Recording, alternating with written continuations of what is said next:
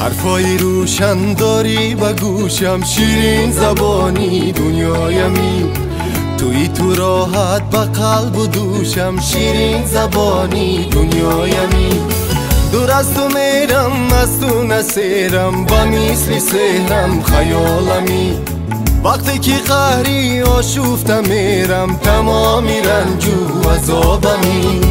از همه شکستم دل با تو بستم، تو باشی درها را برویم بستی. عاشقت هستم بیگانه پرستی، تو مستی مستی. ای ماریا تو بیا تنهایی تنها، ای ماریا در این شب‌های رسوا. ای ماریا تو بیا تنهایی تنها، نشم تو رسوا.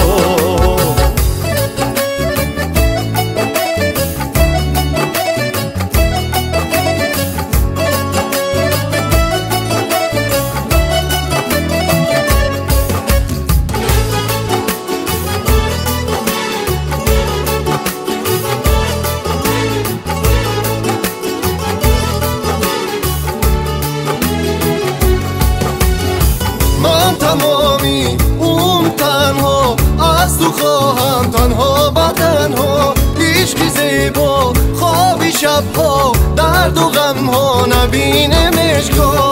ای عزیزم نوری دیدت، با تو تنها راحت و خوبم. ای نگارم دل فگارم، با تو تنها خوبم. بیا و کنارم میشین بیچین تو غمم، از این همه دنیا شکن بیچین تو غمم، بیچین تو غمم. عشق و دنیام غم براری، به تو شب به ما نیست. در فشارم با تو عشقم شاه. روشن داری با گوشم،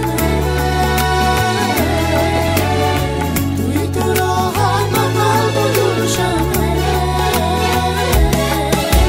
ای ماریا تو بیا تنهایی تنها، ای ماریا در این شب‌های رسوا. ای ماریا تو بیا تنهایی تنها، نشم تو رسوا.